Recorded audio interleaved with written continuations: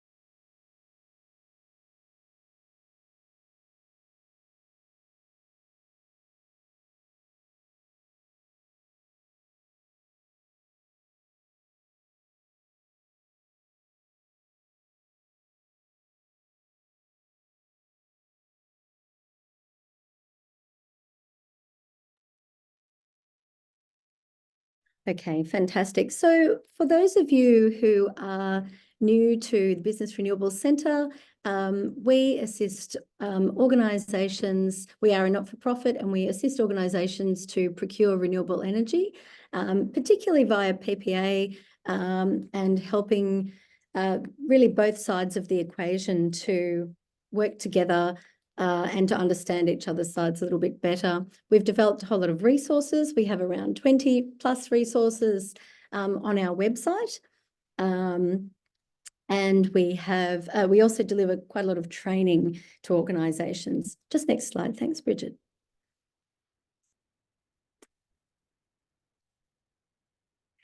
Before we get going today, I'd like to acknowledge the traditional custodians of the lands on which we all meet today, the many different lands. And for us here in Sydney, it's the Gadigal people of the Eora Nation. So welcome to you all from whatever lands you're on. Thanks, Bridget. As I mentioned before, we provide training, templates, connection, consultant lists, and markets and policy information for organisations. And we have a membership of both energy buyers, sellers, and consultants. Thanks, Bridget.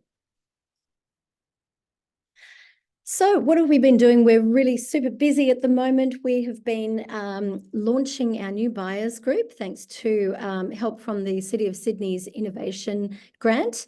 Registrations are now open for that. If you are interested, we have a webinar next Tuesday on the 4th of June at about lunchtime. It will be similar to our previous webinar. You can also contact us at info@businessrenewables.org.au or directly John Prendergast, who I think may be online. Also, our technical director who's managing that project to find out a little bit more. Just a note, that program is actually open to businesses across New South Wales or businesses with operations within New South Wales, so it's not limited to the City of Sydney. A quick update as well, just back again, on our New South Wales Renewable Energy Zone support. So we're just about to commence our introductory training sessions and boot camps in the Hunter. We'll be doing that throughout July through to October, and also in the New England region. We'll also be coming back to the Central West Arana, where we started last year, and doing a few more sessions there for businesses in those regions. In terms of resources for industry, we are today launching our Meeting Your Sustainability Targets with Renewable Energy guide. So more on this in a minute. And we're also announcing today that we are going to be preparing a new resource for industry on social license. It's a social license toolkit for PPAs. So we've previously delivered a couple of guides around this topic. This one will actually be really helpful for companies going to tender, with some guidance around the sorts of questions and ways to get more, I guess, detail in your responses from tenderers, and therefore have a better assessment of the social license implications of projects. So that's fantastic. With huge thanks there to WWF Australia and Energetics, who we're partnering with to deliver that one. So keep an eye out, and we will definitely be launching that one probably around August, maybe September. And obviously, as I mentioned before, we've got more boot camps coming up. There may be one sooner than October, but that one will certainly be happening as well. And we have a number of upcoming webinars. As I mentioned, the Buyers Group webinar coming up very short on the 4th of June. We will be running a renewable fuels webinar, something we haven't really covered in the past, but we've had a fair bit of interest from organisations. We'll be covering RECs and IRECs a little bit later, and a bit more focus on storage markets. Thanks, Bridget. Just a quick snapshot of that next webinar as well. So we will be inviting ARENA, Clean Energy Finance Corporation, New South Wales Treasury to talk about the Renewable Gas Certification Scheme, and then also industry expert Matt Walden from Deloitte to talk a little bit about that. So it's going to be quite high level, broad-based, sort of a bit of a tester. If you do have particular questions or areas of interest in this topic, please let us know, and we will do our best to answer those and include them in the topic. Thanks, Bridget. So today, finally, we are launching this wonderful new fact sheet. We think it's pretty wonderful. Obviously, with all of the opportunities to buy renewable energy out there, and different ways also to meet some of your sustainability targets, there are a lot of pieces of information floating around out there, and so we wanted to draw them all in together and provide a bit of a snapshot guide, if you like, or a fact sheet that gives you an overview of 5 of the key voluntary sustainability initiatives and how you can meet commitments under those initiatives through your renewable energy purchase. So we actually compare the treatment rules across both renewable energy sources and attributes. So sources, things like the technology type, whether it's on-site or off-site, PPAs, RECs, etc., whether or not you can use carbon credits or offsets under each of those. And then attributes, so looking at certificate vintage or year, plant age, location, accounting treatment, and then the data, etc., requirements for reporting. This has been a really great collaborative undertaking. It was prepared by Chris Briggs, our technical director, and myself. And it really is a starting point. It doesn't have every answer in there, but it does have plenty of links to the initiatives themselves, where we encourage you to go to find out more detailed information. And we wanted to say a huge thank you to the initiatives, Climate Active, Green Star, Neighbours, who we have here today in our panel, also, and Green Power. And just note, it is correct as of this month, and noting that a lot of the initiatives do change their rules by necessity, of course, on a regular basis. So we aim to update that in the future. Just moving along.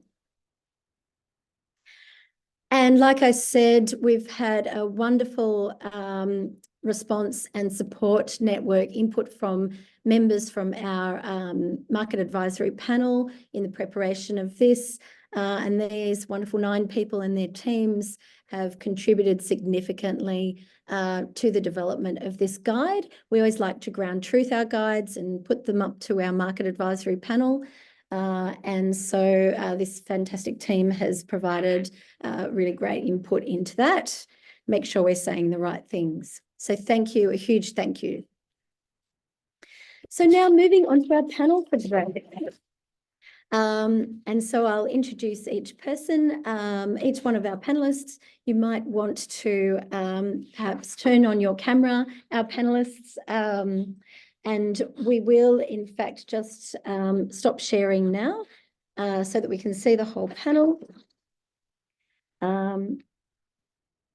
And so fantastic. So today we have 4 fabulous people. So Jonathan Upson, who is Head of Policy and Regulatory Affairs at Tilt Renewables. Jonathan has worked in the Australian large-scale renewables industry for over 20 years in a wide variety of roles across project development, government affairs, and energy markets, where he's successfully negotiated renewable energy PPAs with several major C&I customers. And he's now Head of Policy and Regulatory Affairs, as I mentioned. So a really broad, wonderful experience there to help us understand a bit more about the CIS. We also have Zoe Baker. Zoe, say hi, Zoe. Many of you will know Zoe. She is sector lead at Neighbours and is from the market development team. And that is sector lead, in fact, for office, aged care, and retirement shopping centres, and the incoming retail stores and sectors, and manages the New South Wales Energy and Water Starters Neighbours funding project. That's quite a mouthful, and is a champion, as many of you would know, for all the ways organisations can take sustainability action in the built environment. Fantastic. We also today have Arbi Nithinand. Arbi is Head of Advisory in the Sustainability and in Energy Department of Core Markets and brings over 12 years of experience working in the Australian energy market. Fantastic. Specialises in commercial strategy and offtake structures, having worked, pardon me, right across the value chain. So welcome, Arbi. Now we have another speaker today, David Ollivant from Sydney Airport, who I think might be having a little bit of trouble signing in at the moment. So what we might do is just jump forward in our program, and I'll start with questions to you, Zoe. Can you tell us a little bit about the Neighbours Renewable Energy Indicator, or REI, hereafter known as, and who's using the tool and why? Thanks, Jackie, and thanks everyone for joining us today. I'm always super excited to have an opportunity to talk about the Renewable Energy Indicator. We launched this under 12 months ago, and it's not a new Neighbours tool. I mean, it is a new Neighbours tool, but it's not a separate tool that you have to sign up for. If you are doing a Neighbours energy rating, it's just a new component of your rating. The kind of transition or the difference with the development of this portion of the rating is that we're recognising all of the different ways that sites and businesses are sourcing renewables. So previously, if you've been involved in Neighbours ratings before, really only the on-power green power was part of the rating, and any on-site generation was sort of considered a bit separate. Any PPAs were a little bit hard to kind of involve in the calculation for your Neighbours rating. And we did a massive project, lots of input from industry on how we would better recognise the uptake of renewables across a range of different ways.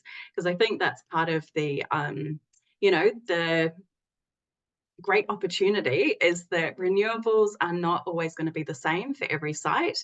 The different ways that you source them are going to be different depending on the business and the type of building that you're accessing. And what Neighbours wanted to do was make sure that that journey is being well recognised.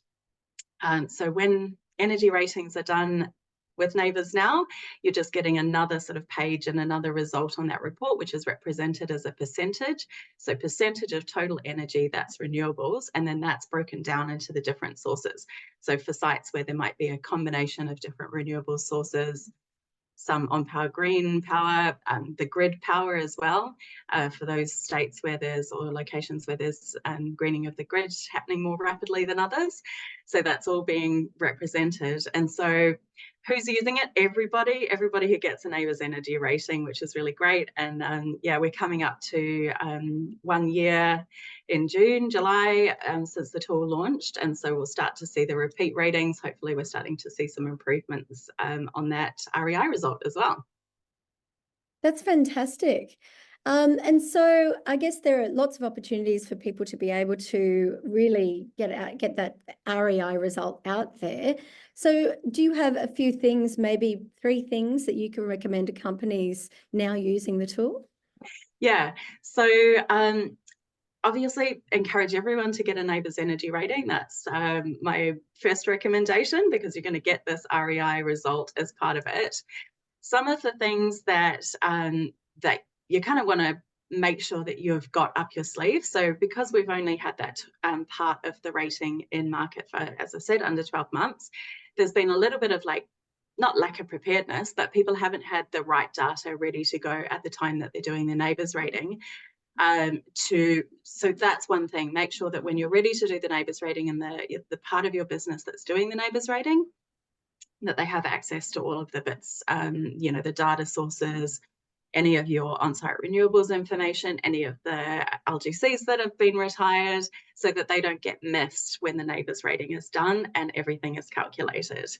Sounds pretty important, Zoe. It is. You don't want to be not capitalizing on those wonderful things you've done and that great data that you've generated. Yeah, that's it. And then once you've got the renewable energy indicator and you've got that percentage, start to work that into your targets. How are we going to improve these? The renewable energy indicator is also a good way to sort of track that electrification of buildings as well, because that you can't get 100% renewables in the current state unless you've got a fully electrified building. So that's another opportunity, is to say, well, if we want to get 100% on the REI, this is a good way for us to track it, and we might want to set that into our targets and bring that electrification project a little bit earlier. And it is a certified way to show the uptake of your renewables as a business, and it's a way to meet your targets. So those are my tips. Great way to get some recognition for that as well. That's fantastic. Thanks so much, Zoe. And if anyone has any questions, please feel free to pop those into the chat. Chat or the Q&A are both fine. We'll check those and we'll come around to a little bit of an opportunity for questions at the end of the panel session. So thank you. Now I'd like to welcome David Ollivant, who I introduced just briefly before, and apologies, David, with the problems joining just now. Thank you so much for your patience. Now, obviously, Sydney Airport has some renewable energy targets. Do you want to tell us, I guess, a little bit about those and how important renewable energy procurement is to Sydney Airport? Okay, if I start with the last part of the question first, I can keep it very short and simple, but I've got 3 minutes, so I'll say it's very important. Take your time. Right. Our target is 100% renewable by the 1st of January 2025. So you can see it's very much on my focus. What does that mean to us? It means we have resolved our PPA, which we will start, and thankfully for the help of Arby on here, that we negotiated last year. That will commence, start afresh on that. We had a PPA in place, which we've now extended. So we are going to continue until approximately 2034. Are you getting feedback? No. No, not Okay, that's good. So we've got a PPA in place that will take us to 2034, which will guarantee our renewable energy. The other part about this is we've also commenced quite a stringent electrification process. So we're working hard on trying to get rid of as many other fuels as we can. But to enable us to do that, we're pushing hard on energy efficiency so we can bring down our consumption and give ourselves headroom within the terms of the contract to add in new areas of electrification, such as degasification, electric vehicles. So it is exceedingly important to us. The big difference is obviously going 100% renewable means we have to surrender all the LGCs at the end of 2025. And at the same time, we need to take our tenancies on that journey with us as well.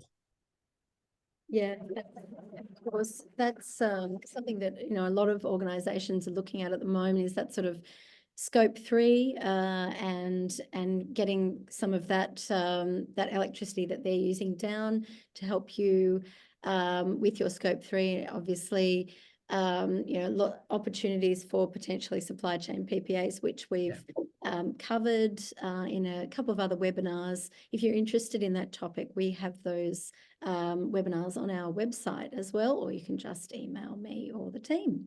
Okay. And I guess you mentioned a little bit about the renewable fuels and that regasification there, David, and I guess it'd be really interesting to know a little bit more about what Sydney Airport is doing in that renewable fuels space. So renewable fuels, we originally started off with electrification of vehicles. However, we can't find the right vehicles in Australia currently, so we've changed that title to decarbonisation.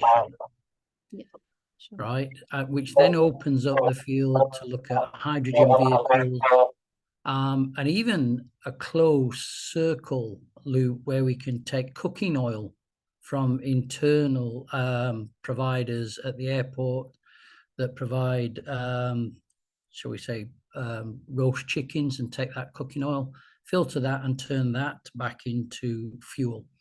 So obviously we're looking at that.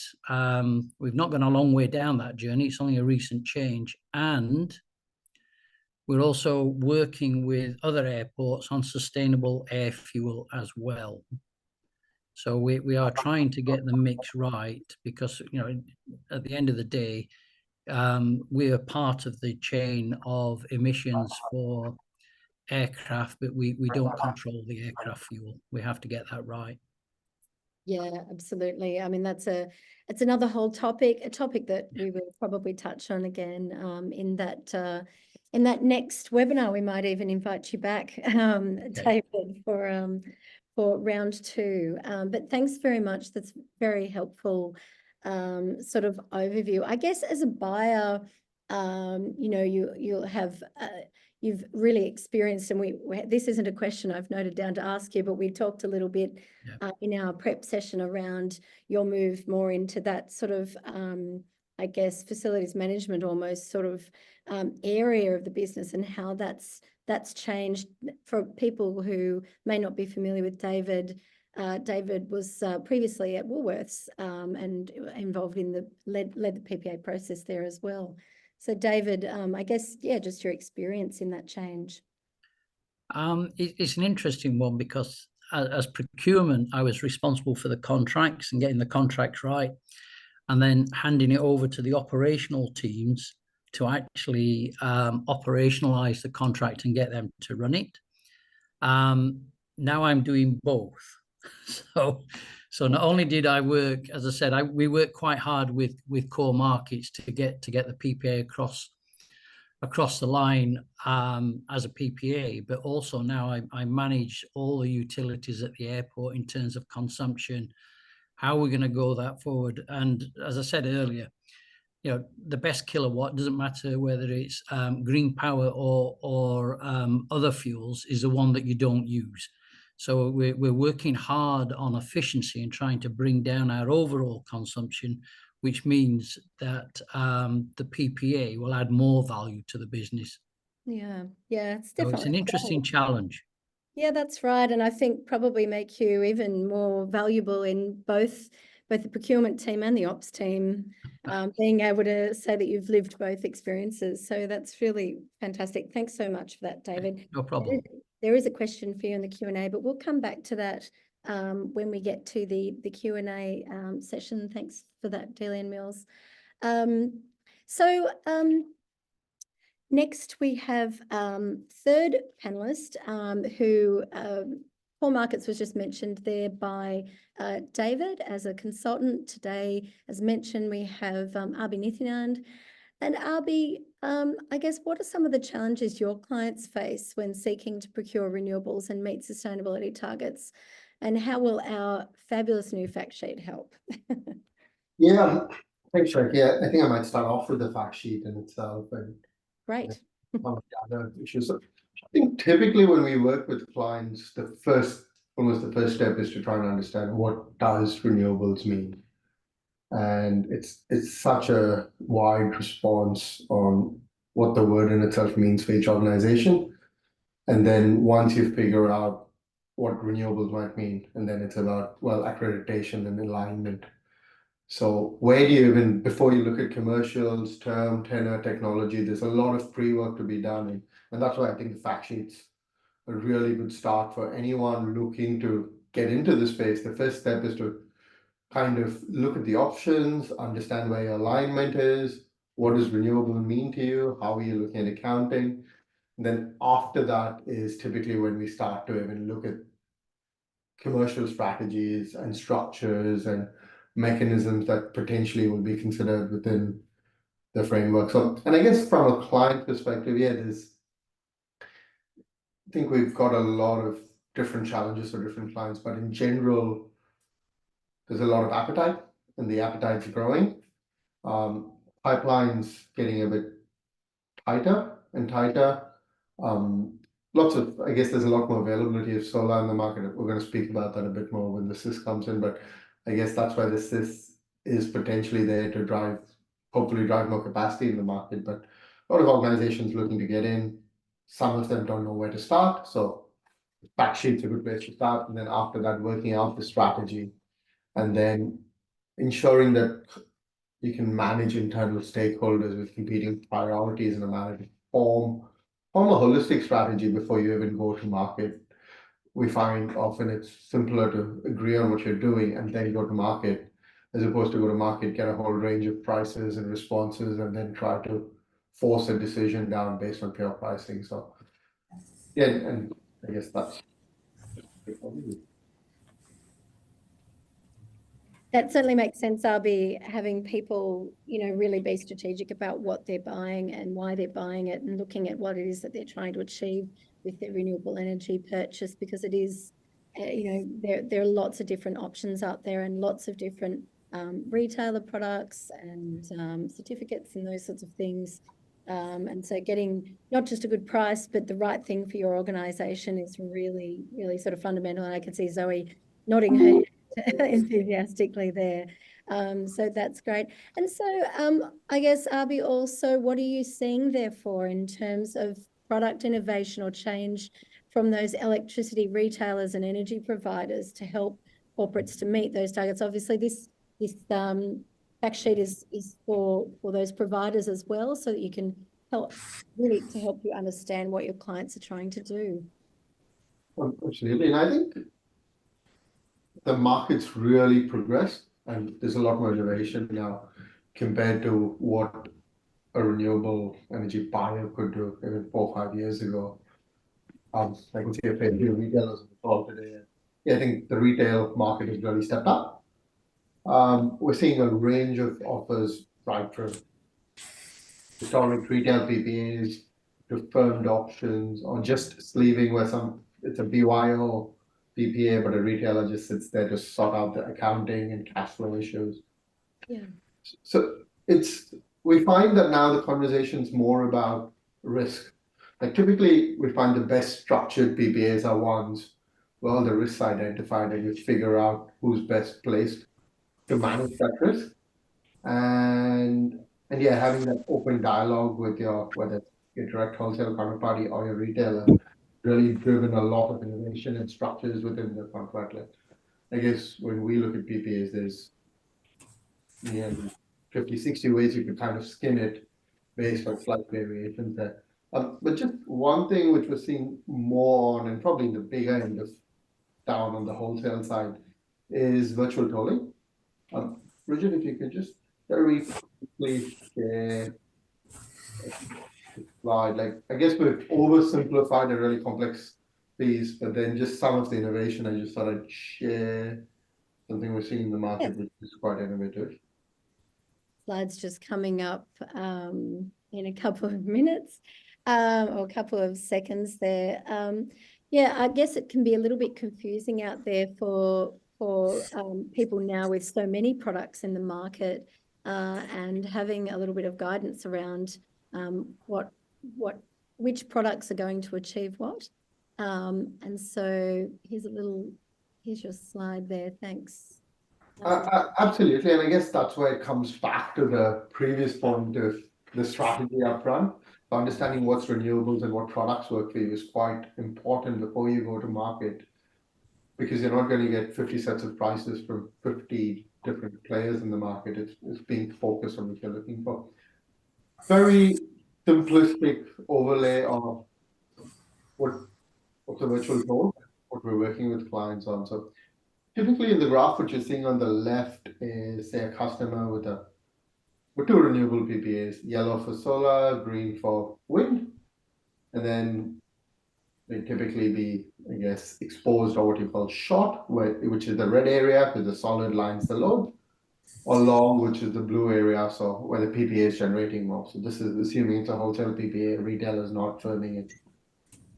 Now, if you look at the numbers there, typically when you are short or when you need to buy energy, that's when the market's highest.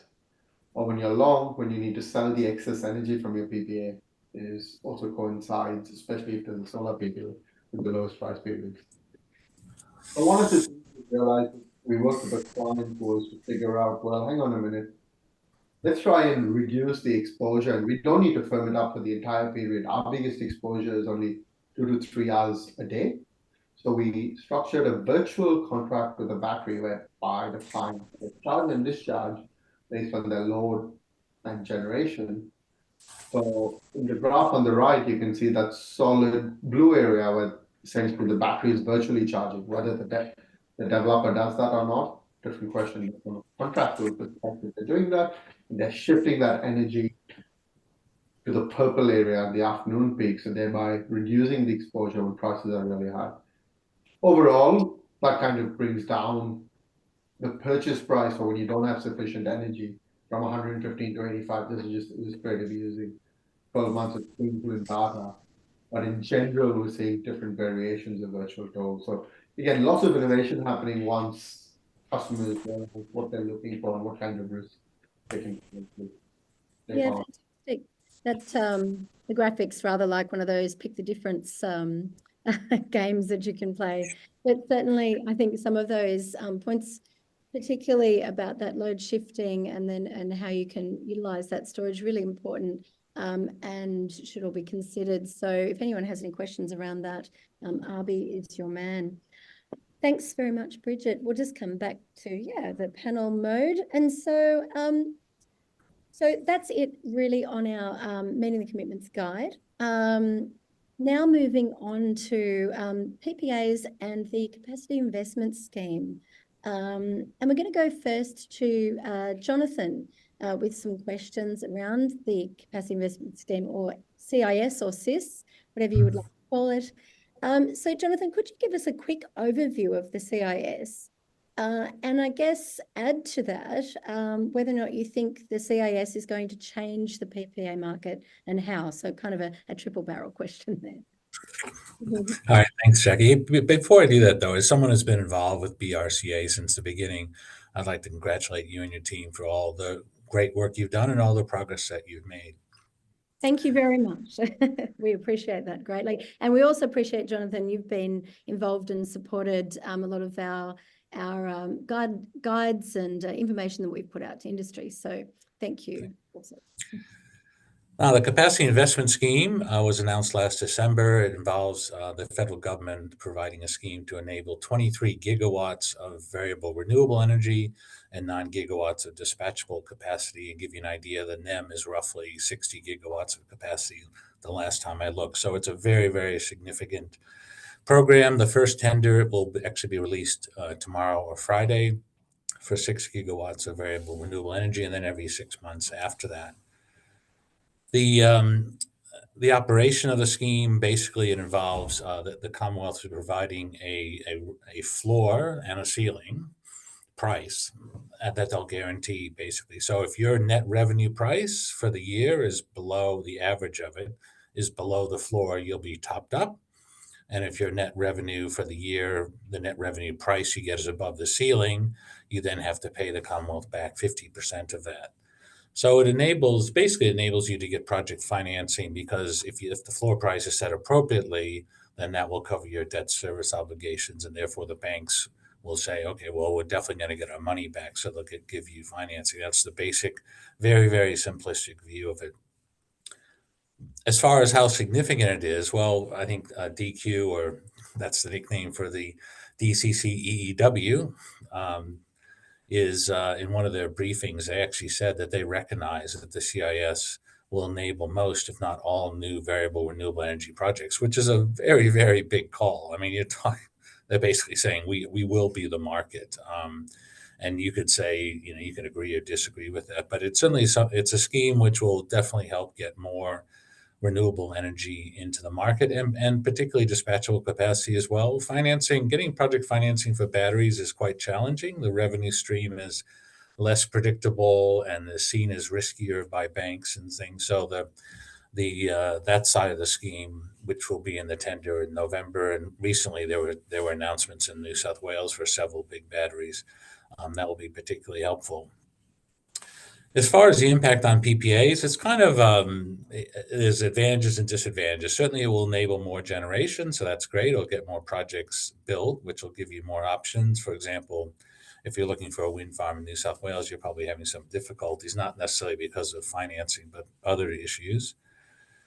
And also the other thing is, for the people on this phone call who work for non-investment grade companies, this will be a real help, because now it used to be renewable energy generators weren't too keen on doing PPAs with non-investment grade counterparties because the banks wouldn't give you much credit for that. You still wouldn't get favorable financing. You could say they're being overly conservative, but anyway, that's the way banks are. So now if you had an appropriate CIS floor, you could do a PPA with a non-investment grade counterparty and still get favorable project financing. I guess on the downside, it will enable projects for companies that have a bigger risk appetite to maybe have a larger percentage of their project be merchant. So in other words, their normal procedure might be, say, 80% PPA, 20% merchant, but now they could go down to 60 or even 50% merchant if they have an appropriate CIS floor. They could do that and consider that might be a better outcome for the project. So you might see a smaller section of the project be available for PPAs. Yeah, so obviously it's sort of added project security and, greater percentage merchant projects. By the way, merchant is for buyers, the developer funding their own project is what that term refers to. So does that mean, in your view, that there will be more projects available for corporate offtake or fewer?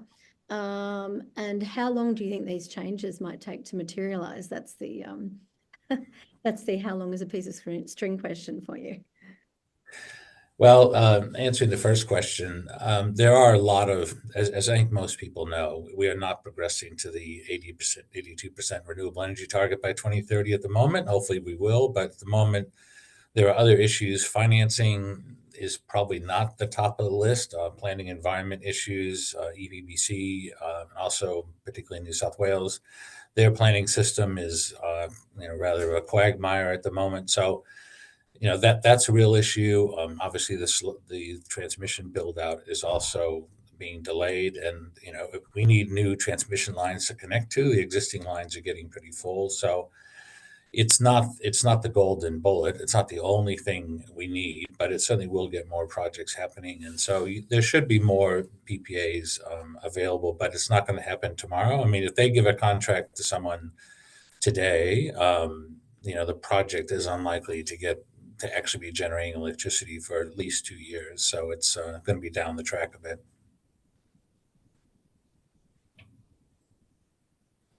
I think you're on mute, Jackie. It's not a webinar if I don't do it at least once. Thank you. And so Tilt has executed some large corporate PPAs, such as with Aldi and Newcrest Mining, or Newmont Mining as they now are. What is Tilt doing really now, I guess, to help corporates to meet their targets in market context? Well, as we kind of talked about, we're trying to get our projects to at least approaching shovel-ready state as soon as possible, which is, to be honest, the biggest challenge. We are facing significant obstacles in the planning environment space in particular. It's just taking a lot longer than it used to. So, but as far as actually offering projects, I mean, your members would have seen there is certainly more activity in coming up with a kind of firm renewables offers, or firming up to some extent, not just when I was doing PPAs, it was pretty much run of the plant. Almost every PPA was just a run of the plant PPA, which is the simplest one. But for customers now, we're really looking to see if there's some potential, kind of like Albie was talking about with the using a battery to provide more of actually meeting the customer's load, or at least providing some reduction in risk than just a run of the plant PPA. Yeah, okay. Fantastic. Okay, so I guess back to Arby on this topic, because I suspect you've also got a view around the CIS and the market. So Arby, what are your views on how it may change the market? I know in the prep session we had a little bit of a chat around technology types, etc. And I guess what does it mean for corporates and developers operating in the market? No, absolutely. Thanks, Jackie. I guess I think the CIS is a great initiative to try and get more generation in the market, and essentially, as a policy, trying to provide price certainty or revenue certainty. Now, I guess this is where, if you look at renewables in Australia, it's kind of different technologies in itself, and each of them are kind of facing a completely different issue. For example, as Jonathan was saying, it has a lot of issues that's beyond just price. And especially now with where wind pricing is in New South Wales, they're well into their 3 figures for run-of-meter PPAs. And I don't think pricing is the issue at this point, because off-takers, whether it's retailers or corporates, are quite happy to pay for the price it is. It's more of accessing what's needed. So that's why when you need policy support, you might want to think about other levers of policy support that's going to bring more of the product, and in this case, wind, into the market. However, when you look at solar, I think that's where solar is already utility scale. Solar is kind of fighting a slightly unfair race where it's competing with residential solar. And residential solar may not always have economic rational decision making from people putting something on their roof. So this is where it's really struggling. And beyond New South Wales, we think it's really hard for a developer to even find a solar PPA, let alone pricing. And this is where we think the CIS can really support solar. And typically, if you manage to bring in a lot of solar, that kind of makes your case for storage as well, because you're kind of stretching out the duck curve. So, and that's where I think the way the government's looking at the CIS might need to even look at it on a technology by technology basis. But broadly, I think one of the conversations we were having internally was, irrespective of what the policy is, I think it's a bit hard when policy also pushes and keeps thermal generation going, because then that kind of keeps prices down. No one builds anything more. And then you reach a phase where, well, nothing's built because then we need to extend thermal again. So it's kind of leading to that continual chicken and egg situation. So it's, yeah, I think I think you've just made the case for continuous policy adjustment, but I'm not sure everyone wants that either. But it's difficult. It's a difficult one to solve, isn't it? Certainly. So no, that's great. Thank you, panel. That was wonderful. I'm now going to hand over to Chris Briggs, our technical director. Hi there, Chris. To take a little look at some of our questions here from the audience. If you've got some now, please feel free to pop those into the Q&A and we'll try to address them. Thanks, Chris. Thanks, Jackie. Sorry, that was my fault. I've just put you on mute. Apologies. Just start again. That's all right. Sorry, I wasn't sure. No, that's all right. Through. Yes. Am I muted? Can you? Yep. Okay.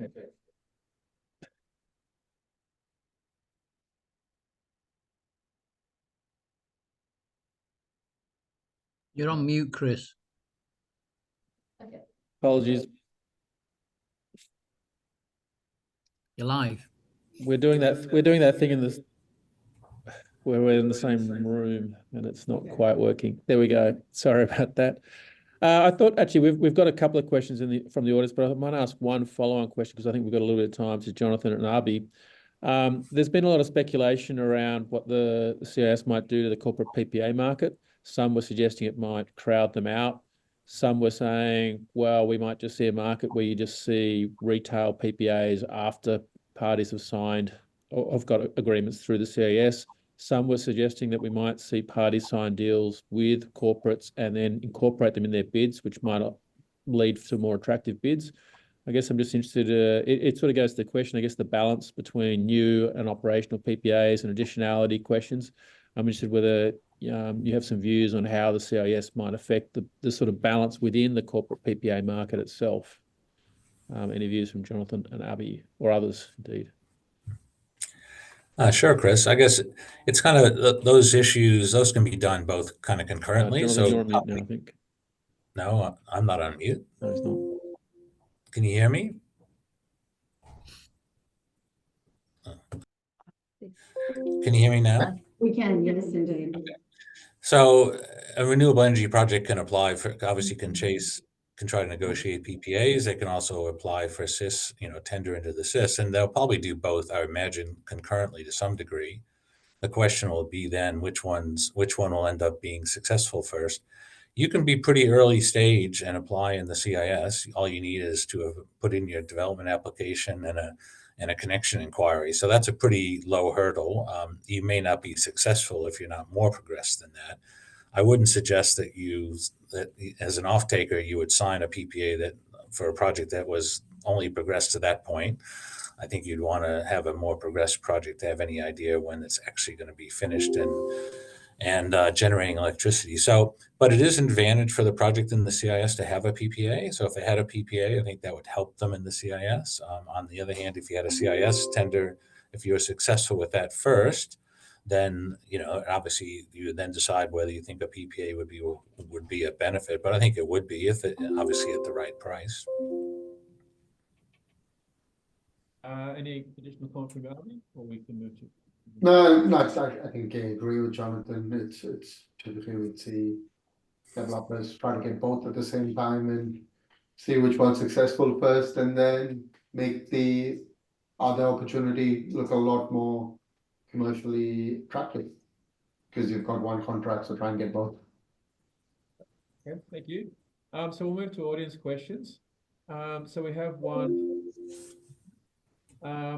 When biomethane becomes available to procure, will this change your degasification target? Currently, we go out to tender for both green gas and gas, and we haven't found a biomethane price that is affordable. If the prices come down, then the answer is yes, but we are proceeding on degasification as a policy at this moment in time. But we'll keep an eye on it. We always do. Yeah, great. And Delian, probably worth coming to that next webinar on the 20th for a bit more information around that. Fabulous. All right, we've got one more question for you, David, again. Great to hear what Sydney Airport is doing. What kind of circular economy systems do you have in place? Do you calculate waste emissions in your overall energy? Right. Oh, I wondered how to answer this, so let me answer it really simply. I work in FM, not in sustainability, so I provide inputs to them, and then they come up with the answers. We are looking at the circular economy. We're not currently doing it, but we are trying to investigate what it can do. We do keep an eye out on other airports for best practice. So as soon as we find out, so we had a good conversation with Edinburgh Airport back in Scotland the other day about their on-site solar and getting an understanding of how that's doing and what other methods they're doing to reduce their waste and everything else. So the answer is it will play a part, but I really don't have any part to do with it currently. Thanks, David. Well answered for something outside your area. So we've got a question for Abhi. Abhi's already answered one of the questions, but the question was on virtual toll, does it only work if the client has a battery? I guess it's probably the other way around. By client, I assume we're talking about the end user, and typically this is more of a contract to access a battery that someone else might have and access it virtually. So it's more about the client not having a battery and trying to access it from the market. But typically it's a financial contract. At the end of the day, whoever's selling it doesn't even need to have anything. You could just have a trading house sitting and selling it on Origin or an AGL or any big retailer either. So it doesn't matter in that sense. Yeah, right. We have a question about where people can access the fact sheet. I presume it's going to be on the Fantastic website. question, anonymous attendee. Yes, indeed. So Bridget's just about to post the link in there. We'll also, if you don't catch that link, there it goes now. That should all be live. If you have any trouble there, just get in touch with us and we can send you a copy. And there's also links, etc., going out on LinkedIn, and so you can share those with colleagues, etc. So, yep. We've got one more late question. A question for Abhi. Did I hear correctly that run-of-plant PPAs are now into 3 figures? Do you find they still stack up commercially for a corporate? Let me clarify. Yes, you did, but I was very specific about, I guess, New South Wales wind at this point. So there's the market's very tight for New South Wales wind, especially for something that might come on in 25 and 26. So for some of those, they are stacking up based on that broader targets requirements, but also we've seen a few corporates kind of push back their targets on the back of this supply squeeze, I guess, for New South Wales wind. Yeah, so real shortage of wind is driving up prices for those PPAs which are at a premium. Absolutely. I'm not seeing any more questions, so I'll turn it back to Jackie. Okay, fantastic. So I guess just to wrap up, we'd like to say a huge thank you to our wonderful panelists today. Been really, really wonderful. At the beginning, in our technical flurry of keeping up with our new Zoom application, I rudely neglected to introduce Bridget Weston, who is our new project officer at BRC-A. So please welcome Bridget. And you can contact Bridget the same way you can contact the rest of us here at BRC-A if you have any questions. So fantastic. Thank you all very much for joining us today. Keep an eye out for those other sessions, particularly around the buyers group, as well as our renewable fuels session and the subsequent sessions that we'll be delivering throughout the year. So bye for now, and thanks very much. I hope you got to have some lunch while you joined us today. Thanks, everybody. Bye.